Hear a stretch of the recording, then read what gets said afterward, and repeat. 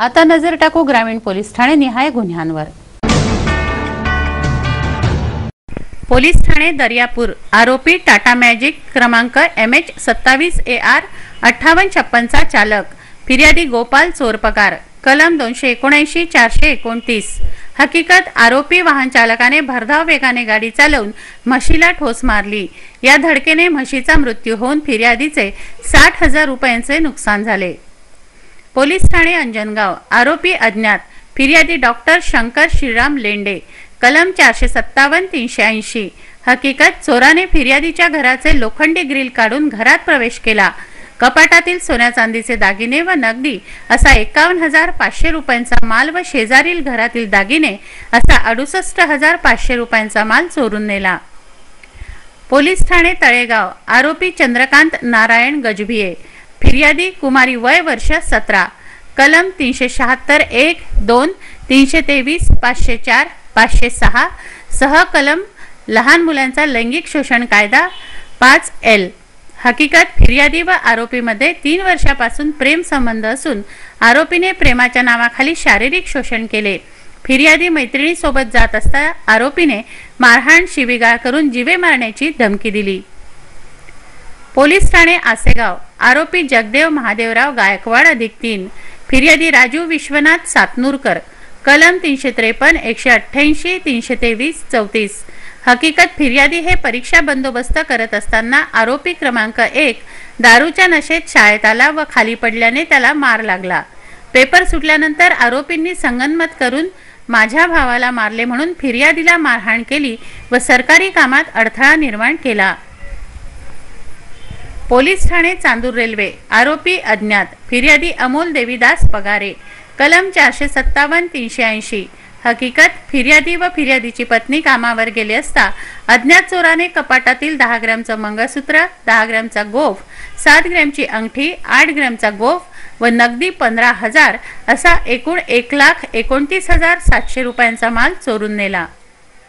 Police Thane Chandur railway आरोपी 4 अज्ञात इसम, फिर्यादी रवींद्र जयंतीलाल आडतिया, कलम 394 34। हकीकत, फिर्यादी हे बहिणीसह मोटरसायकल क्रमांक MH27AG 9365 ने सावंगा विठोबा येथे दर्शनाला गेले असता फिर्यादीला फोन आला।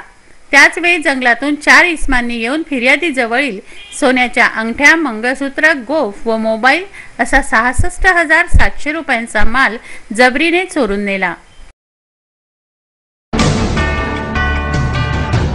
नागरिकांचे आक्षेप, सूचना, मत, तक्रार यांची दखल नेहमीच सिटी न्यूज घेत आलाय।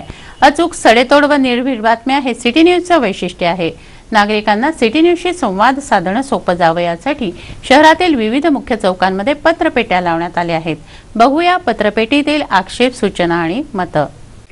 जलसंपदा विभागाचे स्थापत्य इंजिनियर व जनमाहिती अधिकाऱ्यावर विभागीय चौकशी बसवण्याची मागणी विनायक भाऊ तायडे यांनी केलेली आहे। स्थापत्य इंजिनियरचा बंगला, या बंगल्यावर दररोज मोठमोठे वाळूचे ट्रक, सिमेंट आणि मजूर कार्यरत होते। या बंगल्याला साहित्य स्थापत्य इंजिनियर व जनमाहिती अधिकाऱ्यांनी त्यांच्या घरातून खर्च केला काय? त्या मजुरीचे पेमेंट त्यांच्या खिशातून केले काय? स्थापत्य इंजिनियर माहिती देताना या बंगल्याचं कोणतीच कामे केली नाही अशी माहिती विनायक भाऊ तायडे यांना पुरवण्यात आली। तेव्हा या कामाची संबंधित अधिकाऱ्यांची विभागीय चौकशी करण्याची गरज आहे असं विनायक तायडे यांचं म्हणणं आहे।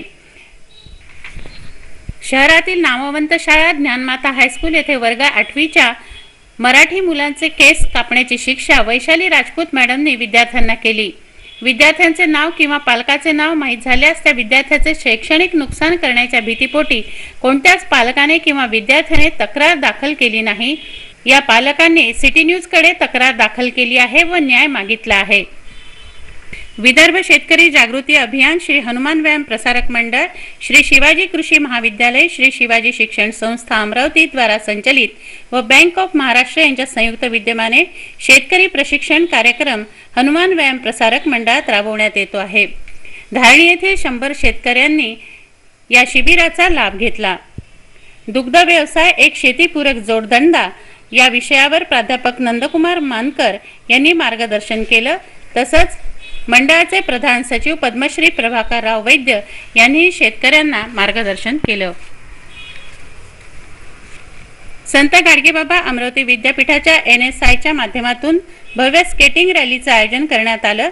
या रॅलीमध्ये दी अमरावती जिल्हा रोलर स्केटिंग संघटनेच्या वतीने चिमुकल्यांनी आपला सहभाग दर्शवला। तसंच रॅलीही काढण्यात आली। रॅलीमध्ये अनेक झाकींचे प्रदर्शन करण्यात आले होते। त्यामध्ये अमरावती जिल्हा रोलर स्केटिंग संघटनेला दुसरा क्रमांक व रोख बक्षीस देऊन गाडगेबाबांच्या जीवनावर लिखित पुस्तक प्रदान करण्यात आले। श्री दामोदर बहुउद्देशीय संस्था अमरावती द्वारा स्वर्गीय डॉक्टर दामोदर पांढरीकर स्मृती प्रित्यर्थ दरवर्षीप्रमाणे आयोजित केलेल्या शिबिरात 321 रुग्णांची तपासणी करण्यात येऊन त्यांना मोफत औषधोपचार देण्यात आले। दामोदर बहुउद्देशीय संस्था, श्री मल्लिकार्जुन संस्थान नांदगाव पेठ व श्री अंबादेवी संस्थान व जोशी ट्रस्ट हॉस्पिटल अमरावती यांच्या संयुक्त विद्यमाने आयोजित 18वे भव्य बालरोग व स्त्रीरोग तपासणी शिबिर नांदगाव पेठ येथे झालं।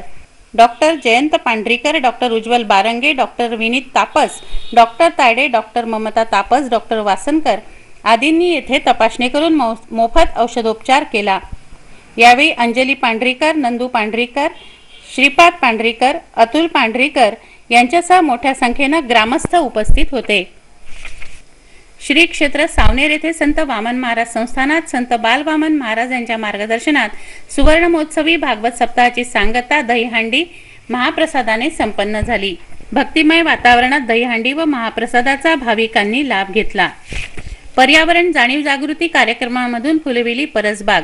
राष्ट्रीय पर्यावरण व वन मंत्रालय, बायोफ डेव्हलपमेंट रिसर्च फाउंडेशन पुणे पुरस्कृत आकार social reform and development association आरोग्य कॉलनी राहडगाव अमरावती यांच्या संयुक्त विद्यमाने आरोग्य कॉलनी येथे राष्ट्रीय पर्यावरण जाणीव जागृती कार्यक्रम घेण्यात आला।